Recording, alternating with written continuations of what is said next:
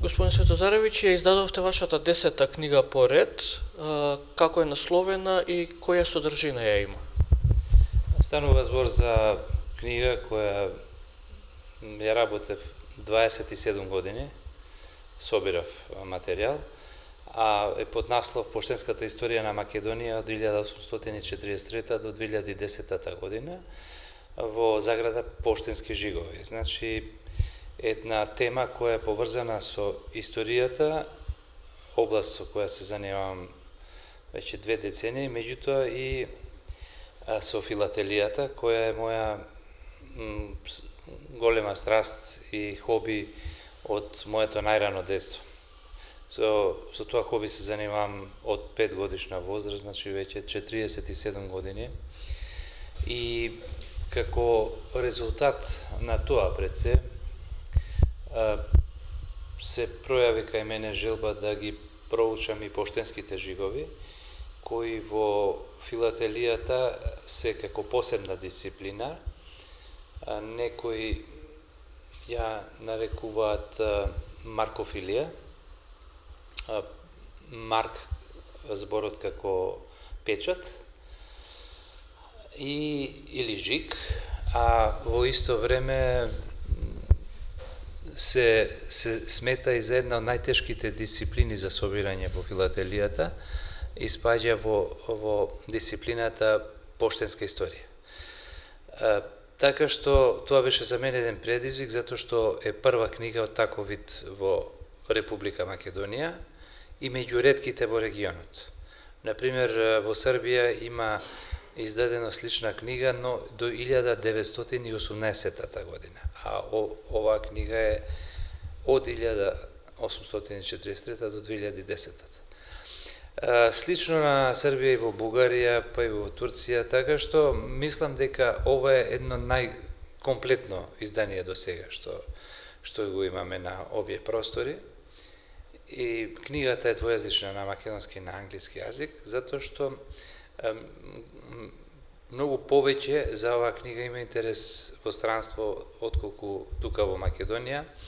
Бројот на филателистите кои се занимаваат со оваа тема е 10 во цела Македонија и за мене беше тоа повеќе предизвик да се представиме во светот. Така што оваа книга наскоро ќе биде изложена на повеќе европски сајми, од кои очекуваме и некакви признања од тамо. Но тоа ќе покаже времето. Од друга страна, оваа книга представува и помошна историска, архивистичка и музеолошка литература. Што значи, книгата е препорачлива за историчарите, архивистите и музеолозите, затоа што им помага за определување на одредени датуми и места од каде се испраќала некакви писма, кореспонденција на важни личности и така натаму, а исто така помага и за одредување на старост на некоја вредна разгледница или некој друг материјал кој спаѓа во музеологијата и влегува и во архивистиката. Така што со оваа книга некако заокружив она со што се занимавам, ја споив и историјата и филателијата и сметам дека ќе биде корисна за сите овие, да речам, струки кои ги набројав, но пред се за филателистите. Споменавте 27 години ги собиравте, а постои жиг, нели, од 1843 година. На кој начин ги наоѓавте, како ги собиравте, како успеавте да дојдете до нив и накратко за гледачи, значи, што представува жигот, која информација ја дава и на овој начин што се зачувува? Да, тоа е интересно прашање. Жигот е пред се доказ за испратена пратка на која среќаваме датум на испраќање, час и други некои ознаки кои ја заштитуваат пратката. Од друга страна, жигот има и доказна функција во историјата, архивистиката, музеологијата, но, ако сакате, и во судството. Значи, една мощна знаčajна тематика која кај нас до сега не беше обработувана и каде што немавме една систематски преглед на се она што во Македонија до сега циркулирало како такво. Читателите можат да видат табели хронолошки подредени, например османлиски период, па периодот од 1912 до 915, 915, 918, потоа 918, 41, па Втората светска војна 41, 44, 44, 90 година, значи за време на Социјалистичка република Македонија, и од независноста па се до 2010 година. Но покрај овие жигови тука се е обработена и историјата на поштите во Македонија, има и фотографии. Инаку направив околу 1600 фотографии на поштенски жигови до 1970 година. А од 1970 до 2010 само се табеларни приказни, затоа што од таа година веќе жиговите се стандардизирани. Значи, како што изгледа жигот во Тетово, така изгледа и во Скопје или, не знам, во Гевгелија. А до таа година и во самата, например, Тетовска пошта, во ист период имаме различни жигови по шалтери. Мислам на значи, јас ги обработувам не само жиговите по бројот на поштата или името на поштата, туку и по шалтерите, например, А, Б, В, Г, Д, 91220, например, А, Б, С, Д, Ф, Г и така натаму. И која им била функцијата и зошто го има тој знак. Тоа е исто уште една, да речам, еден доказен аспект на самиот жиг. И она што може би е најинтересно се оние постарите жигови. И јас ги собирав долги години, значи од 1991 почнав со оваа дисциплина да се занимавам. Најголем број од жиговите, благодарејќи на моите колеги од архивите низ Македонија, кои ми ги собираа за да можам да ги евидентирам.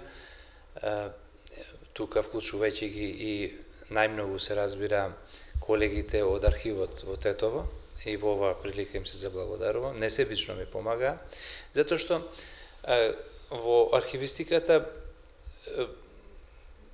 поштата, значи ковертите не се архивистички материјал, тие се чуваат само таму кај што имаат некаква доказна поставка. Така што тоа ми овозможи мене да имам поголем преглед на се она што го има, а оние што се ретки, стари и вредни, тие се среќаваат или на аукции или во литература. Така што јас за потребите на оваа книга користам литература странска, пред се од Србија, Британија, Америка и Турција. И тоа се разбира многу ми помогна за да се докомплетира сликата, но и истражувањата дополнителни направени на фондовите во архивите низ Македонија. Да ми кажете некој куриозитет, на некој невообичаен начин сте дошли до некој жиг или некое значење посебно интересно? Има, например, жигови кои сум ги пронаоѓал. Се разбира, моето истражување беше и по семејствата и по старите куќи, подруми, тавани, таму каде што овие семејства ги чува овие стари разгледници или поштенски картички или било каква пратка која поминала низ поштата. И за мене секој жиг кој го пронаѓав нов ми предизвикуваше нова возбуда. Некогаш тој можеби е доста познат, меѓутоа јас долги години не можам да дојдам до него. Но кога ќе го пронајдев, навистина тоа беше едно големо задоволство. Иако ова не е атрактивно, например, како археологијата, ама мене лично ми предизвикуваше, да речам, задоволство секој откритие. Особено ми беа интересни жиговите со грешки. Например, во многу краток период во поштата во Јагуновце се користи жиг кој наполно е различен од името на. Мислам сега тоа не е наполно, меѓутоа има сосема друга една конотација. Например, наместо Јагуновце, Јогуновци. И таков жиг кој го добиле, предпоставувам, од Белград, од централата од Белград, кратко време е користен, се додека не е направен нов. И сега тоа е еден куриозитет. Јас за овие 27 години само еднаш и еден жиг го открив таков, и тој се наоѓа во мојата збирка. И такви слични примери со необични грешки, со, например, грешки во обратна насока се поставени буквите на поштата со бројките од датумот. Значи, наопаку, еден кон друг свртени со грбот. И треба човек да го заврти ковертот за да прочита, например, од една страна да прочита која пошта, од друга страна кој датум е. Така што тие вака ми представува задоволство и се разбира оние кои се од османлискиот период, постарите, а најмногу така наречени средски пошти или општински пошти, кои функционирале во Македонија меѓу двете светски војни, и тие всушност биле употребувани тие жигови во канцелариите на селските општини. Значи немало таму пошта, ама еден службеник од општината селска бил задолжен да удира жигови на писма, и тие писма се многу ретки, затоа што немале навика селаните да прво да пишуваат многу, но и она што ќе го напишат, испратат, го праќале преку тетовската пошта или главните пошти, а не во општинската, предпоставам, затоа што таму сите се знаеле и може би биле предпазливи. Така што нивните, например, жигови, има и помошни жигови, тоа се оние кои, например, означуваат со знакот R, што значи препорачано писмо. Нивните броеви секогаш се многу ниски. Например, јас имам јас не верувам дека некој се сеќава, да речеме, дека селото Милетино имало таква пошта. И се го имам жигот и го имам бројот на препорачаното писмо број 1. А може би за цела година само едно било препорачано писмо. Тие се многу ретки, раритетни се и се ценат во филателијата. Освен овие пикантерии, во книгата има еден значаен дел посветен на се она што на поштенските пратки се може да го сретне човек покрај жигот. Тука се помошните жигови, R, V, AR и така натаму. Потоа разни налепници, разни поштенски марки, сега поштенски марки има пригодни, има редовни, има доплатни марки, има марки кои се посветени на хуманитарните организации и така натаму, од Црвен крст, потоа налепници, потоа има рекламни налепници и марки, па имаме ракописи многу интересни, па Па имаме цензурни жигови, за време на војната ставале цензурни жигови, воени жигови има. Значи ги отварале писмата, па ги читале, ги проверувале што пишува во нив, па пак ги лепеле, па има посебни налепници за тоа, па ставани цензурни жигови, дека е прегледана и дека може понатаму да оди.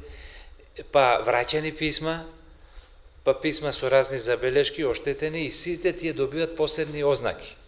И тоа е една цела наука, на која, да речеме, човек треба да се посвети со години за да дојде до тие, да речеме, заклучоци, вклучувајќи се разбира и литературата службена на поштите.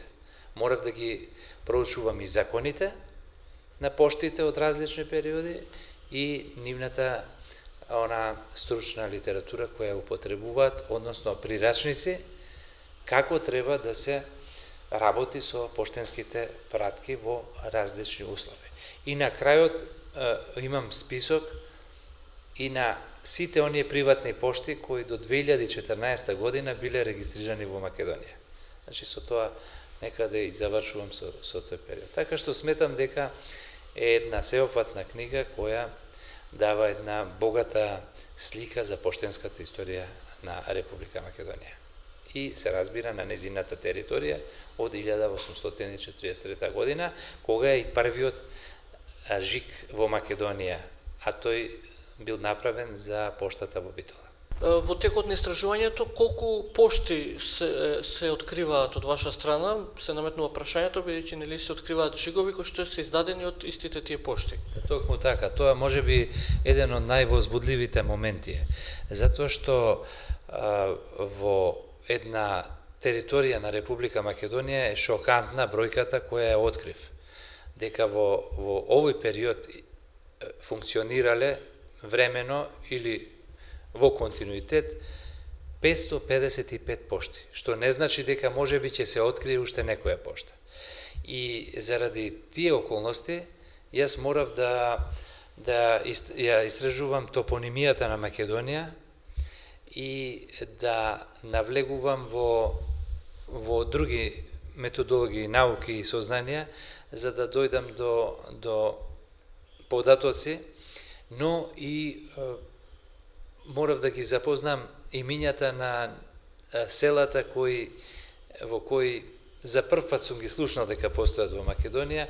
Некои од нив веќе и не постојат, не фигурираат, некои се само викенд населби и така натаму, но во османлискиот период и периодот до Втората светска војна биле активни села со население и тие имале и своји пошти. И тоа е уште еден доказ за времињата како се менуваат, но и една возбудлива историско-географска прошетка низ Македонија, каде што, например, ми беше необично зошто по одредени линии открив дека има селски пошти во османлиски период. Зошто токму тие села имаат пошти, а некои поголеми од нив немаат пошти. И после со дополнителни методолошки истражувања дојдов до сознание дека, например, едната линија на селски пошти која одела од југ кон север е поврзана со железничката пруга уште 1873 година од Солун до Скопје и која всушност попатно, а и низ Вардарската долина поминувал и многу значаен пат, се формирале овие селски пошти. Потоа ми беше необично зошто, например, има едни пошти кои се наоѓаат на планината Пелистер или покрај неа поминуваат и тие се сушност поставени на места каде што поминувал еден значаен пат Вија Игнација уште од античкиот период и кој и во почетокот на 19 век тие патишта се користеле, а на тие патишта биле села кои биле многу големи и богати. а за кои денес сметаме дека не знаеме ни дека постојат, само оние кои живеат на тие терени нормално ги знаат повеќе, а имале големо население.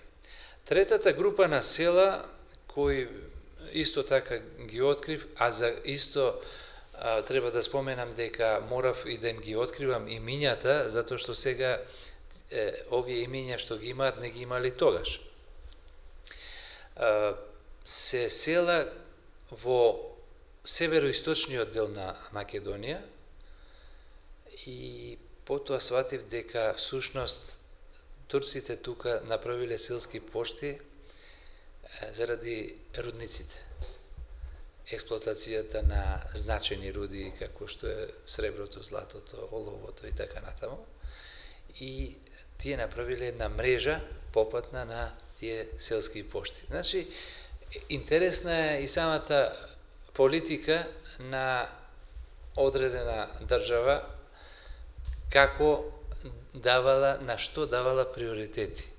И ете, низ една можеби споредна работа откриваме исто едни интересни моменти од историјата на Македонија.